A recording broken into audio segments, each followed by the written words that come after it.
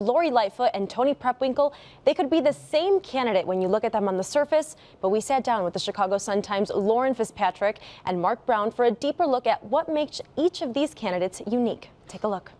First of all, Toni Preckwinkle didn't give us a lot of access. We only had a half-hour interview with her. What we did was profiles here. We didn't do, it's not just an interview. We looked into their background in a lot of different ways. And what I found sort of intriguing, just as to sort of better understand her roots, which are Minnesota.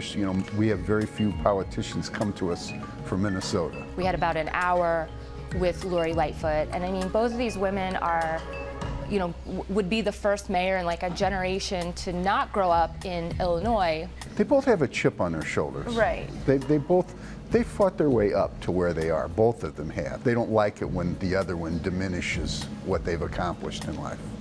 And I thought the similarities between them was the biggest surprise to me.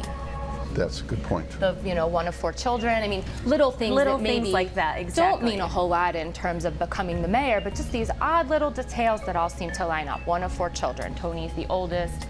Lori is the youngest. Both of them living in cities where there was a black part of town, and that's not where their families chose to live. Yeah, and we also kind of experience different levels of emotion, right? Like when Lori talks about her father, I've seen her speak about it, and you can tell in her voice, it still hurts her. And I don't know, would you say that we've seen kind of the same emotion from Toni? No, I think Toni's very guarded about her private life. She's a very reserved person. But if you were to describe these candidates in a word or a phrase or something that you left that interview with, what would you say? I'd say Toni's tough. Toni's tough. She's battle tested. She's been through Chicago politics. I think her skin's, well, I think both of them are a little thin, can be thin-skinned, but she's had hers toughened up a little bit.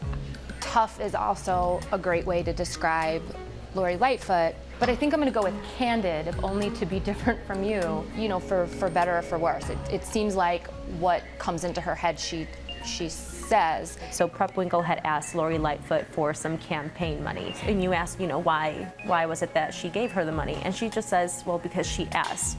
What was your reaction to that?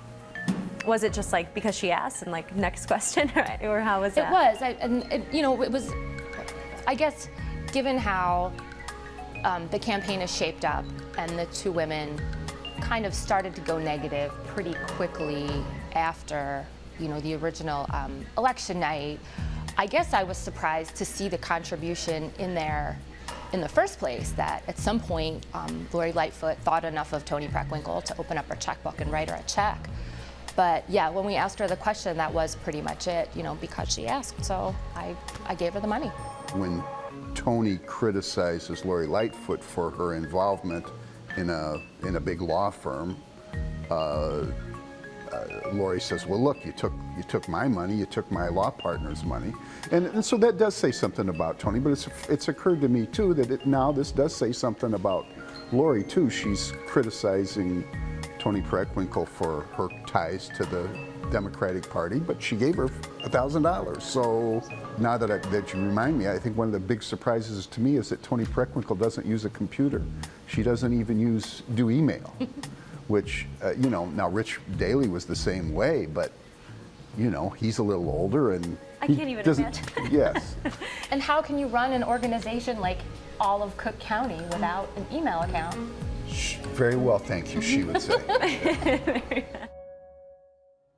Deanna, it's really interesting that we're actually finally learning more about these candidates so close into the election here, because you haven't heard a lot of these details. Right. I mean, both were athletes, student council so presidents. Many it's really small cool. similarities, and I think to your point, it comes at a very important time because, to be honest with you, Brandon, I don't really know. I don't have my mind set on who I want to vote for, and I think that might be the mindset for many Chicagoans. Although we see the polls and we see the numbers on who's kind of favored and things like that, it's very difficult to pick between 2 leaders, you know what I mean, and 2 wonderful women who have put themselves out there as people who have, fought the fight. But 2 women who frankly haven't shown much personality, and we haven't seen that other side of them much. Yeah, so here it is. This is part of our new partnership we have with the Chicago Sun-Times. You can read the whole article on the Sun-Times website.